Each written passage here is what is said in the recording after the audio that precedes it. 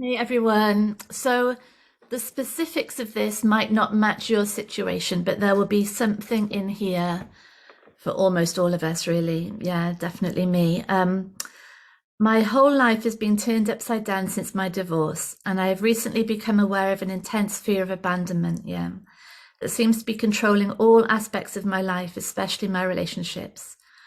Also, a deep fear has been uncovered that I do not want anyone to know my true feelings and self for fear of this rejection and abandonment. Yeah. I cannot go on living this way, and I'm so desperately wanting to be free, but it's not clear how, and the control and hypervigilance continues. Yeah. It seems to be so wired in my body, and I wake up in terror a lot. I love the teaching and would like some insight on how to hold such strong feelings without perpetuating them and just let them be. Oh, darling. Yeah, I really hear that. Yeah. Um, so I think this is um, the way in through this is perhaps through an understanding of chronic stress and acute stress. Because what we can see here is that something will have happened, that there'll be some aspect of our upbringing, our conditioning, our experience, people who've come into contact with us, relationships we've had that have led to this intense fear of abandonment and rejection. And that playing out in a world where relationships are everything, really, aren't they? And where the human body needs human contact to flourish. That is chronic stress. It's an underlying belief system, an underlying conditioned, learned driver that turns every relationship into a potential rejection. And so the ongoing chronic stress of living in a world of people is enormous. And so that's our first thing. And while that goes under the surface, it has absolute dominance. It's unseen.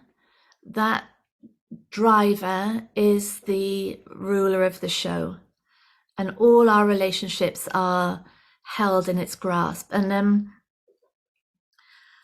the listener mentions about being divorced, and I don't know for sure, but I think when we have these attachment and rejection issues, probably we stay in relationships that are not right for much longer than we should, because the everything is like gearing us into hold on and at all cost.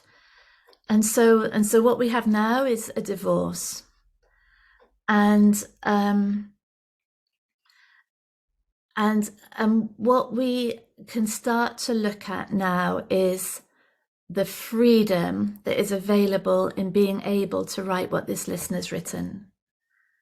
It's so huge, this. We can't underestimate that shift from the unconscious, unseen, under the surface driver of all experience to an identification of the fear, of the insecurity, of the shame, of the terror, all of it that is now being seen. And that's so brilliant, because the moment it starts to be seen, there's from that split second, there's a different relationship with it now. It's visible. And this means that we're now able to enter the world of acute stress knowingly. And this is brilliant now, because we have this thing. So here we are, post-divorce, feeling very alone, probably feeling very vulnerable, waking up in the middle of the night, desperate for control and hypervigilance, but we're seeing it. We're like, there's a perspective now. We can see it. We can notice feelings of desperation for control to come up, notice feelings of loneliness, or they're visible.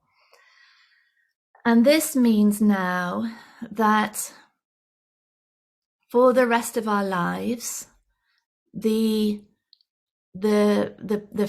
field, the landscape of relationships is the space of moving into acute stress in order to heal, in order for what's not true to fall away, in order for an authentic truth to be revealed, in order for honesty to come through, in order for the owning of this conditioning, no self-accountability to start to emerge, and then that's freedom, because from that space then every interaction is no longer the place in which I'm going to find my peace, in which I'm going to finally be stable, I'm going to have someone who loves me enough that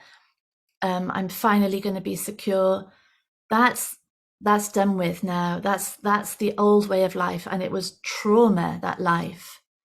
There was no possibility of peace or happiness or security from that desperation. This now is a whole other way of living, and I'm so excited for you, Angel, because this is now where there's a turning in towards the relationships, knowing that they are going to cause stress. But it will be an acute stress, because it's no longer the chronic, underlying, all the time confusion of trying to get somewhere. It's a conscious, so say, when you're ready,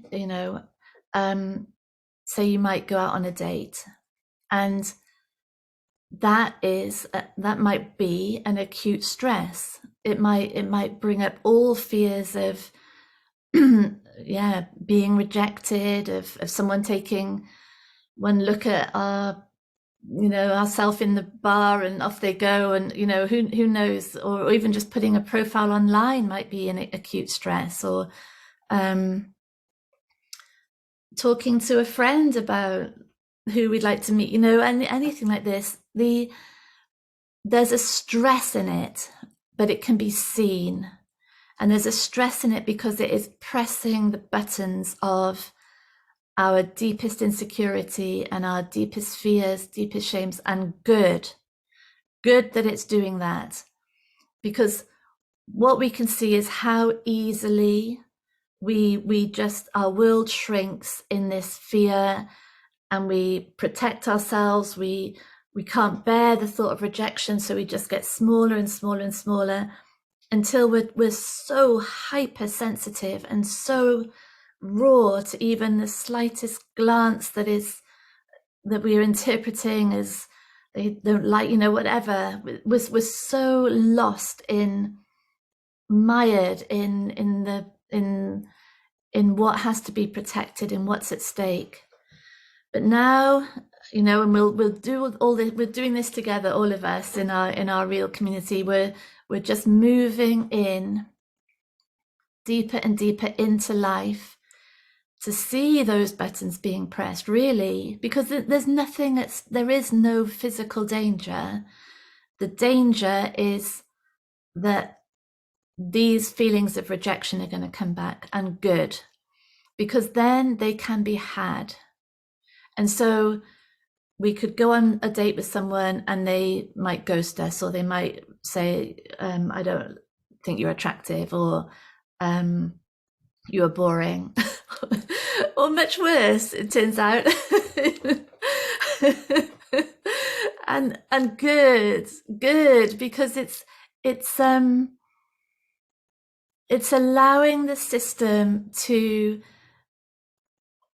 be in that acute stress and survive, and to still be still be in life, still be out having relationships, still be talking to people, because there has been no harm really.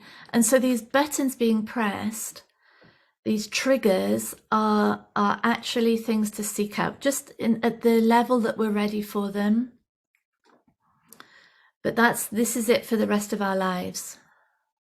It's this ongoing expansion by presence to what the body is feeling, understanding with total compassion, total love, how that conditioning is likely to be there.